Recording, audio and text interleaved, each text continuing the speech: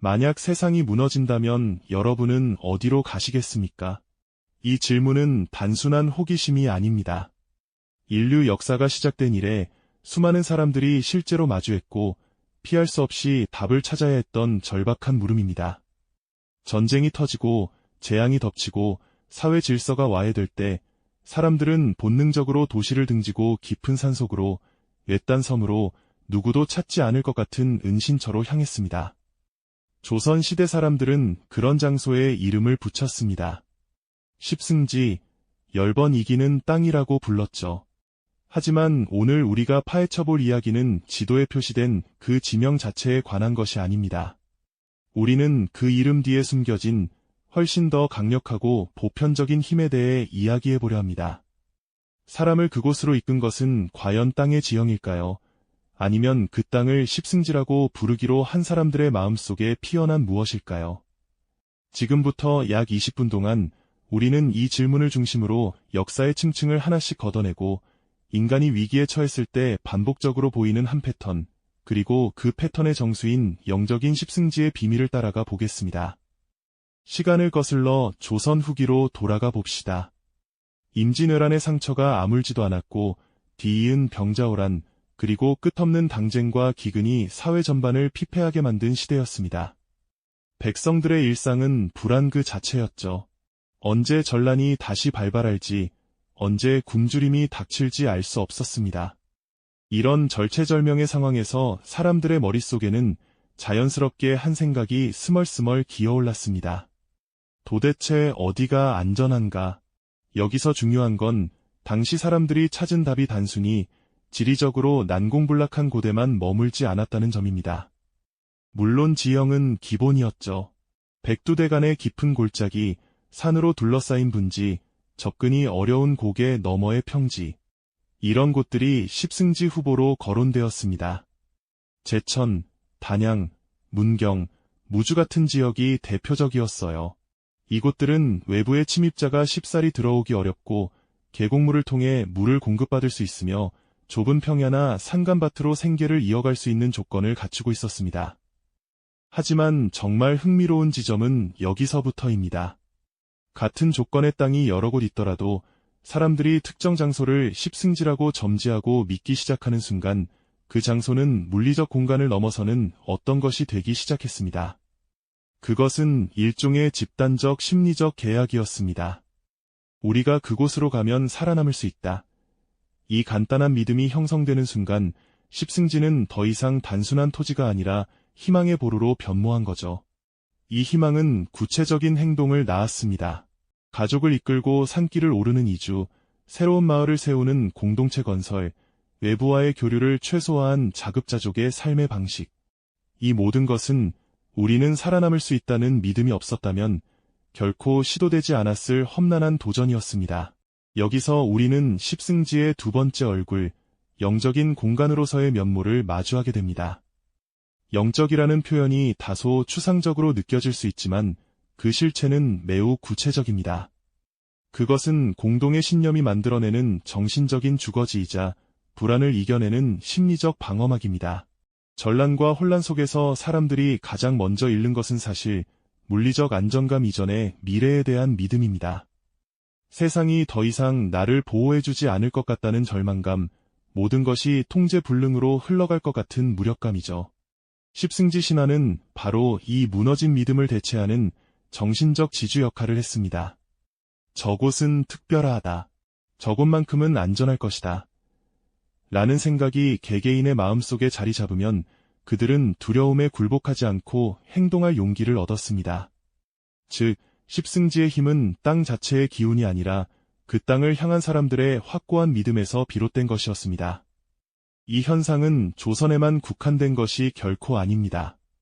인류사는 이런 영적 십승지를 찾아 이동한 역사의 연속입니다. 유럽 알프스의 깊은 산골짜기에는 외부의 전쟁과 교류로부터 자신들을 고립시켜 생존을 도모한 공동체들이 있었습니다. 히말라야 고원의 티베트 또는 일본의 오지산촌에도 비슷한 선택을 한 사람들의 이야기가 전해져 옵니다. 그들은 지리적 조건도 중요했지만 무엇보다 이곳에서 우리의 방식대로 살아가겠다는 강한 공동체 의식과 신념으로 뭉쳤습니다. 이 신념이 바로 그곳을 물리적 이상으로 만든 영적 핵심이었죠. 좀 더 근래의 예를 들어보자면 냉전 시대 핵 공포에 시달리던 사람들이 건설한 지하 대피소나 일부 종말론적 신앙 공동체가 도시를 떠나 형성한 마을도 같은 맥락에서 볼 수 있습니다. 그들에게 그 장소는 단순한 은신처가 아니라 종말을 넘어설 새 시대를 시작할 수 있다는 신앙과 희망이 깃든 영적 십승지였습니다. 그렇다면 이런 질문을 던져볼 수 있습니다. 과연 완벽하게 안전한 물리적 공간이 존재할까요? 현대의 첨단 무기와 감시 기술 앞에서 산으로 둘러싸인 분지가 과거처럼 난공불락일 수 있을까요? 정답은 아니오에 가깝습니다. 기술이 발전하면 할수록 물리적 은신처의 의미는 퇴색합니다.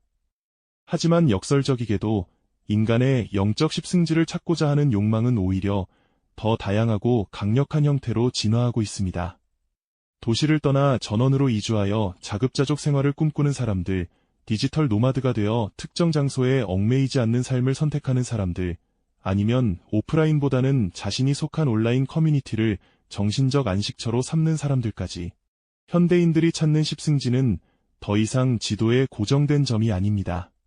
그것은 하나의 라이프 스타일이 되고, 하나의 가치관이 되고, 하나의 정신적 공동체가 되었습니다. 이제 우리는 이야기의 가장 깊은 곳, 클라이맥스에 다다랐습니다. 십승지의 본질은 결국 선택과 믿음에 관한 이야기라는 점입니다. 난세가 닥쳤을 때 사람들은 패시브하게 운명에 맡기지 않았습니다. 그들은 활발히 선택했습니다. 도시에 남아 상황을 관망할 것인가, 아니면 미지의 산속으로 위험을 무릅쓰고 이동할 것인가. 그리고 그 선택을 가능하게 한 근원에는 반드시 믿음이 자리 잡고 있었죠. 풍수지리설을 믿는 믿음이었을 수도 있고, 스스로의 판단을 믿는 믿음이었을 수도 있으며, 함께하는 이웃을 믿는 믿음이었을 수도 있습니다. 이 믿음이 형성되지 않은 땅은 아무리 지형이 좋아도 십승지가 될 수 없었습니다. 반대로 이 믿음이 확고부동하게 자리 잡은 곳은 지형적 조건이 다소 불리하더라도 사람들이 스스로를 지키고 살아남을 수 있는 영적 요새로 변모할 수 있었습니다. 우리는 종종 역사를 거대한 흐름과 중요한 사건들의 연속으로 바라봅니다. 하지만 그 거대한 파도 속에서 개개인이 어떻게 홀로 서서 자신의 생존을 건 결정을 내렸는지, 그 마이크로한 순간들의 집합이야말로 역사에 숨겨진 동력이 아닐까요? 십승지 이야기는 바로 그런 개인과 공동체의 치열한 생존 결정의 기록입니다. 그리고 그 결정의 핵심에는 언제나 앞으로도 살아갈 수 있을 것이라는 희망이라는 영적 불씨가 타오르고 있었죠. 마무리 지점에서 우리 자신에게 되돌아올 시간입니다. 우리의 시대는 과연 안전할까요? 디지털 감시, 기후위기, 불확실한 세계경제, 지역 분쟁. 현대인들이 마주한 불안의 형태는 과거와 다를 뿐 그 강도와 존재 자체는 결코 사라지지 않았습니다. 그렇다면 우리 시대의 십승지는 어디인가? 라는 질문은 여전히 유효합니다. 그리고 그 답은 이제 더욱 분명해집니다. 진정한 십승지는 외부에 있는 어떤 특정한 좌표가 아니라 우리 내면에 세워지는 것일지 모릅니다. 그것은 낙관적 망상이 아닙니다. 어떤 상황에서도 흔들리지 않는 자신의 가치관과 핵심 신념, 그리고 그 신념을 공유하며 서로를 지지해줄 수 있는 관계의 네트워크일 수 있습니다. 미래의 어떤 재난에도 무너지지 않을 정신적 회복력, 그것이 바로 21세기를 살아가는 우리 각자가 건설해야 할 가장 중요한 영적 십승지가 아닐까요? 역사는 우리에게 단순한 지식이 아닌 통찰을 선물합니다. 조선의 백성들이 깊은 산속을 바라보며 품었던 그 간절한 믿음의 불꽃은 형태를 바꿔 오늘날 우리 마음속에서도 여전히 졸졸 타오르고 있습니다. 위기가 닥쳤을 때 우리를 최종적으로 구원할 것은 단단한 콘크리트 벽도 비축한 식량도 아닐 수 있습니다. 그것은 차라리 무너져가는 세상 한가운데에서도 우리는 이겨낼 수 있다고 스스로에게 말해주는 그 작은 목소리의 힘일 테니까요. 그 목소리가 모여 합창을 이룰 때 그곳이 바로 역사가 반복해서 가르쳐주는 진정한 십승지의 모습이 될 것입니다. 그러나 여기서 우리는 한 걸음 더 나아가야 합니다. 십승지라는 개념이 단순한 생존 공간을 넘어 어떻게 한 문화의 정체성과 집단 기억에 깊이 스며들었는지를 살펴볼 필요가 있습니다. 역사 속에서 사람들은 단지 살아남기만 한 것이 아니라 그 생존의 과정 자체를 이야기로 만들고 신화로 승화시켰습니다. 이는 불안을 관리하고 공동체를 결속시키며 미래 세대에게 전해줄 유산을 창조하는 행위였습니다. 조선 후기의 문헌들을 보면 십승지는 점차 실용적인 생존 매뉴얼을 넘어선 상징체계로 자리 잡습니다. 그것은 학자들과 지식인들 사이에서 논의되는 철학적 개념이 되기도 했고, 민간에서는 구전되는 전설과 점술의 소재가 되기도 했습니다. 예를 들어 어떤 지역은 특정 산의 형상이 용의 모습을 닮았다는 이유로 혹은 지세의 기운이 왕성을 띠고 있다는 풍수적 해석으로 십승지로 명명되기도 했습니다. 이는 단순한 미신이 아니라 불확실한 세계에 대한 이해를 시도하고 두려움을 정형화된 이야기로 포장하여 정신적으로 소화해내는 인간의 보편적 심리 과정이었습니다. 이 과정에서 흥미로운 것은 십승지로 지정된 지역의 주민들 스스로가 이 이야기를 받아들이고 자신들의 정체성의 일부로 삼았다는 점입니다.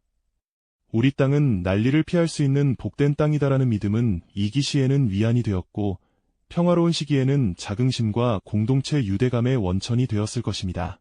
이는 물리적 방어력 이상의 강력한 심리적 방어막을 구축하는 효과를 가져왔습니다. 즉, 십승지 신화는 실제 생존 가능성을 높이는 자기 실현적 예언의 역할을 한 측면도 있습니다. 사람들이 이곳은 안전하다고 믿고 더 단단히 뭉치고 더 치밀하게 준비하게 만드는 원동력이 된 것이죠. 이러한 현상은 한국만의 독특한 것은 아닙니다. 서양의 역사에서도 아르카디아나 약속의 땅과 같은 개념은 물리적 공간이면서 동시에 이상향을 상징하는 영적 공간이었습니다. 중세 유럽인들이 전염병이나 전쟁에서 도피하기 위해 건설한 산성 마을들도 비슷한 심리적 토대 위에 서 있었을 것입니다. 심지어 근현대에 이르러서도 냉전 시대의 방공호나 최근의 팬데믹으로 인한 자가격리 공간은 모두 당대의 십승지적 발상이 현대적 기술과 결합한 형태라고 볼 수 있습니다. 공통된 핵심은 언제나 외부의 위협으로부터 보호되는 경계 안의 공간에 대한 갈망입니다. 그런데 디지털 시대에 접어들며 이 경계의 개념이 근본적으로 흔들리고 있습니다. 과거의 십승지는 지리적 고립을 전제로 했습니다. 산맥이 자연 성벽이 되어 외부인의 접근을 막고 정보의 유입도 느렸습니다. 하지만 오늘날 인터넷과 통신위성은 가장 외딴 산골 마을에도 실시간으로 세계의 소식과 위협을 전달합니다. 사이버 공격이나 잘못된 정보의 바이러스적 확산은 어떠한 지리적 장벽도 무시합니다. 이는 현대인이 직면한 역설입니다. 우리는 물리적으로는 이전 어느 시대보다 안전한 공간에 살고 있을지 모르지만 정신적으로는 끊임없이 외부의 충격과 불안에 노출되어 있는 것이죠. 따라서 21세기의 십승지 논의는 필연적으로 디지털 방어선이나 정보 생태계의 청정지대와 같은 새로운 개념을 포함하게 됩니다. 어떤 이들은 소셜미디어를 철저히 차단하고 검증된 정보만을 취하는 삶을 선택합니다. 이는 마치 과거의 산성벽을 쌓는 행위와 본질적으로 다르지 않습니다. 또 다른 이들은 오프라인에서의 물리적 공동체보다는 온라인상에서 신뢰와 가치관을 공유하는 네트워크를 자신의 정신적 주거지로 삼습니다. 이 공간들은 해킹당하거나 탈취될 수 없다는 점에서 일종의 영적 암호화 공간이라고 할 수 있습니다. 이러한 변화는 십승지의 속성이 물리성에서 관계성과 정보성으로 이동하고 있음을 보여줍니다. 과거에 중요한 것은 어떤 땅인가였다면 지금 중요한 것은 어떤 정보와 어떤 사람들과 연결되어 있는가입니다. 우리는 알고리즘으로 형성된 정보의 동굴에 살고 있고 소셜 그래프로 구축된 관계의 요새에 거주합니다. 이 새로운 형태의 십승지도 마찬가지로 안전과 위험을 동시에 내포합니다. 알고리즘 동굴은 우리를 편안하게 만들지만 동시에 깊은 편향의 수렁으로 빠뜨릴 수 있고 관계의 요새는 위로를 주지만 배타적 집단주의의 우물이 될 수도 있습니다. 그렇다면 우리는 어떻게 이 새로운 시대의 십승지를 건설해야 할까요? 여기서 과거의 지혜가 다시 빛을 발합니다. 그것은 다양성과 탄력성입니다. 조선 시대 사람들도 단 한 곳의 십승지만을 믿지는 않았습니다. 여러 곳이 전해지고 상황에 따라 대안을 모색했습니다. 이는 생태학에서 말하는 리듀던시, 즉 중복성을 통한 시스템의 안정화 원리와 통합니다. 현대적 맥락에서 이는 하나의 정보원이나 하나의 공동체에만 의존하지 않고 다양한 관점의 정보원과 건강한 다수의 관계망을 유지하는 것을 의미합니다. 또한 진정한 십승지는 완전한 폐쇄가 아닌 통제된 개방성을 가져야 합니다. 과거의 상간마을도 완전히 세상과 단절된 것은 아니었습니다. 필요한 교류와 정보는 유지했지만 위협은 차단하는 지혜가 필요했습니다. 오늘날 우리에게 필요한 것은 디지털 세계에서의 건강한 경계 설정 기술, 즉 정보의 선별적 수용과 관계의 질적 관리 능력입니다. 이것은 개인의 역량만으로는 해결하기 어려운 과제입니다. 따라서 현대의 십승지는 개인의 내면 요새를 넘어 더 넓은 사회적 차원에서의 신뢰 인프라 구축으로 확장되어야 합니다. 신뢰할 수 있는 공적 정보체계, 이기시에 기능할 지역사회의 상호 부조 네트워크, 그리고 서로 다른 가치관을 가진 사람들 사이의 대화를 가능하게 하는 사회적 장치들. 이러한 것들이 바로 디지털과 현실이 교차하는 복잡한 현대사회에서 우리 모두를 지탱할 수 있는 새로운 형태의 공공의 십승지가 될 수 있습니다. 그것은 더 이상 지도에 표시되지 않지만 우리의 사회 구조와 제도, 그리고 일상의 인간관계 속에 살아 숨쉬는 보이지 않는 안전망이 될 것입니다. 이러한 보이지 않는 안전망, 이 영적 십승지의 완성은 결국 우리 각자의 일상적 실천에서 시작됩니다. 역사가 우리에게 보여준 것은 위대한 영웅의 일대기가 아니라 이름 모를 수많은 사람들이 극한의 상황 속에서도 포기하지 않은 일상의 저항이었습니다. 산속으로 발길을 돌린 그 순간, 씨앗을 땅에 묻은 그 손길, 이웃과 나눈 한마디 말까지, 모든 위대한 생존은 이러한 사소해 보이는 선택들의 연속 위에 세워집니다. 지금 이 순간, 우리가 마주한 불안도 크게 다르지 않습니다. 우리는 매일 무엇을 보고, 무엇을 듣고, 누구와 소통할지 선택합니다. 그 선택들이 쌓여 우리 개인의 정보 환경을, 우리의 정신적 방어벽을 형성합니다. 동시에 우리는 더 넓은 공동체의 일원으로서 서로에 대한 신뢰를 다지는 작은 행동들, 예를 들어 약속을 지키는 것, 낯선 이에게 배려를 보이는 것, 사실을 확인하려는 노력 같은 것들을 실천할 수 있습니다. 이러한 미신적 실천들이 모일 때 비로소 거시적인 사회적 신뢰 인프라가 탄생합니다. 십승지는 결코 완성된 상태가 아닙니다. 그것은 지속적으로 유지하고 보수해야 하는 정신적 주거지입니다. 외부의 풍파에 훼손되기도 하고 내부의 방심으로 낡아지기도 합니다. 따라서 우리에게 필요한 것은 최종적인 안전지대를 찾아 방문하는 것이 아니라 끊임없이 자신의 내면과 주변 관계를 점검하고 강화해 나가는 과정 자체에 참여하는 것입니다. 마지막으로 되돌아보면 조선의 선조들이 산자락을 보며 꿈꾼 것은 단순한 생존 그 이상이었을 것입니다. 그것은 황폐해진 세상 한가운데에서도 다시 봄이 올 것이라는 희망이었고 그 희망을 현실로 만들 수 있는 공동체의 힘이었습니다. 오늘을 사는 우리의 십승지도 마찬가지입니다. 그것은 불안을 완전히 제거하는 마법의 공간이 아니라 불안과 함께 살아가되 그것에 짓눌리지 않을 수 있는 의미의 고향이자 연결의 장소입니다. 당신의 십승지는 이미 어딘가에 건설되고 있습니다. 지금 이 순간 당신이 진실을 추구하는 마음 속에, 당신이 소중히 여기는 사람과의 대화 속에, 그리고 더 나은 내일을 위한 작은 행동 속에 말입니다. 역사는 끝나지 않았고 십승지의 이야기도 계속됩니다. 그 다음 장은 우리 각자의 손에 달려 있습니다.